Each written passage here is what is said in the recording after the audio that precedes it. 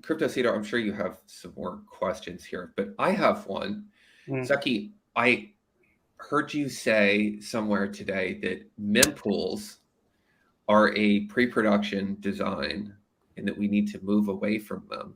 Oh my God. And even if we do that, it's still good for decentralization. So maybe, do you want to give that a little bit of a treatment, okay, or should we dig into something else? Because like I saw that, and I thought about it a little bit, and I was let's really right on this, because I've kind of pushed back against this for a while, and I think I came around on it this morning. So why don't you just dig into that a little bit? Let's go. Let's talk about the Satoshi mind prison. So Bitcoin comes out, okay, and Bitcoin has this. So, and the original vision of Bitcoin, right, is that like anyone can produce a block.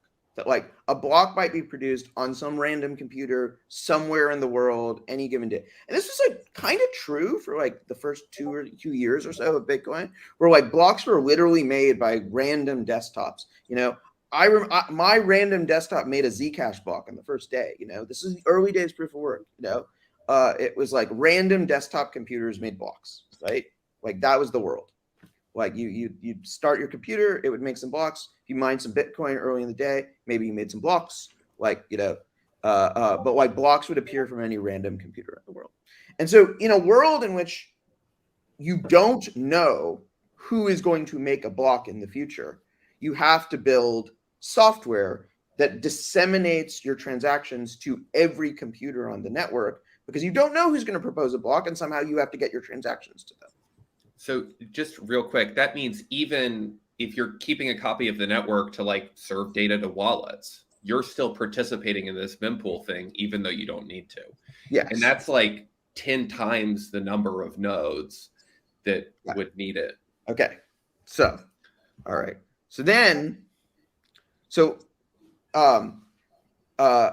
when Tendermint was originally designed, Tendermint, you know,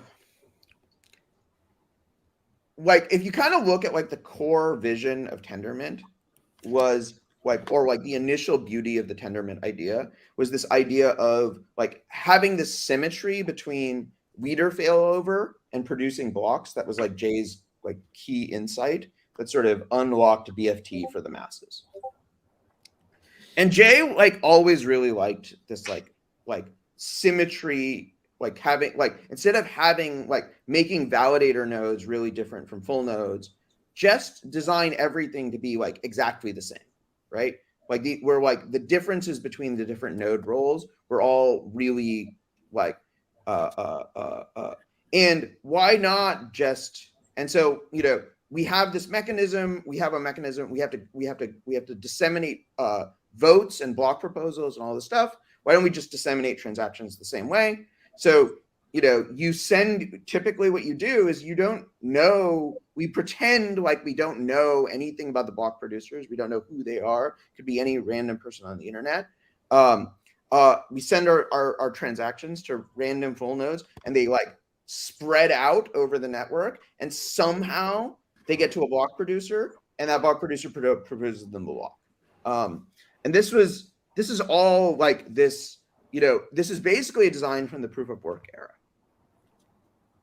A couple of things have happened in the meantime as this has evolved. In the proof of work world, mining power has concentrated into a small number of mining pools, you know, 5 to 8 mining pools produce most of the blocks. And so more and more the world has moved away from this idea of, oh, I'm just going to send my transactions to any random nodes. It's like, look, I need to get these transactions to these 8 people who make 99.9% of the blocks. And like, it doesn't really matter.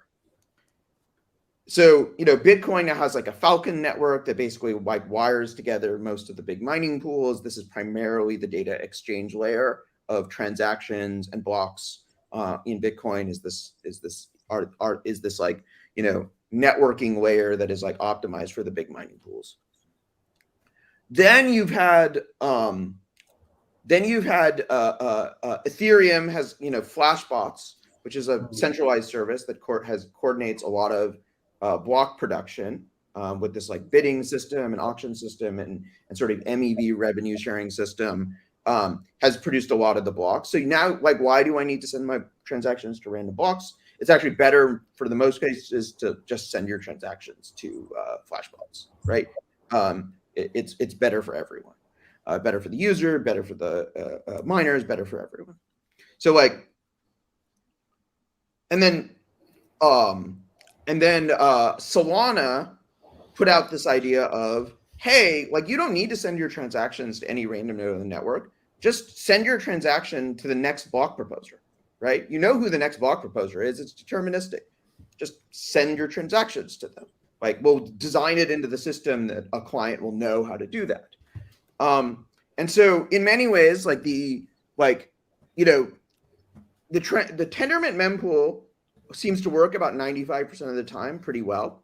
But like if everyone who's used Tendermint will have the experience of, I sent a transaction, it seemed like it got stuck, couldn't really do anything. And that'll happen like 4 or 5% of the time. It's real frustrating, right? And it's real frustrating because the system makes no sense. And really the way Tendermint networks should work is you should send your transactions to the next block proposer. And when you don't, or if sort of some sort of MEV dominant system like Mekatech or Skip becomes dominant on your particular chain, you should just send your transactions to that service, which will then, incorporate it into the MEV extraction about building blocks. The late stage of all of this is that eventually IBC will get closely integrated into the system. And now you will no longer feel like you're interacting with a bunch of separate blockchains. It'll just be like you're interacting with one big system that consists of all these blockchains. But like, the block proposal system will already integrate IBC. It'll integrate MEV extraction. It'll integrate getting the block to the next block proposer at like this native level. So that was the rant. But like the mempool must die. I think that where I've been thinking is like we're at this banging bricks together phase on the mempool right now. It is really probably the worst piece of software in the stack. And I've been thinking, and I think the thinking of a lot of the other engineers has been, let's make an incremental improvement, bring it up a little bit.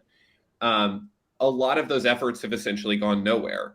So I think that Zucky's thinking for a little while has been, and it's taken me a little while to kind of come around to this, has been, okay, let's move from like banging bricks together to building Notre Dame. And like there's a huge improvement we can make relatively quickly because we're at such a larval stage with it. Any change is going to be hard. So like, why not make it a big change and jump to a radically new architecture that's much more efficient in the longer term? And, I used to work at this company called InfluxDB, and they were looking to build the fastest time series database for folks with hundreds of thousands of servers to track data at incredible granularities. And when we started to scale that system from a single node system that looks, honestly, I learned what I know about databases there, looks a lot like a blockchain. And we started to think, okay, so we can handle 700,000 writes a second. We want to handle 10 times that. Breaking transaction ingress, transaction execution, and all of those different pieces into microservices was how they ended up scaling that. And that's exactly what we're going to do with Tendermint. Bringing the transactions in, getting them accepted by the network. There's a few pieces to that pipeline, and we can optimize each of those pieces of pipeline with some smaller pieces of software. And over the long term, we can take care of that complexity with tooling. And what we're going to get is much more performant networks. And I think I was tweeting somewhere the other day where I was like, there's all this low-hanging performance fruit in Tendermint. This is one example, just one of many. Yeah.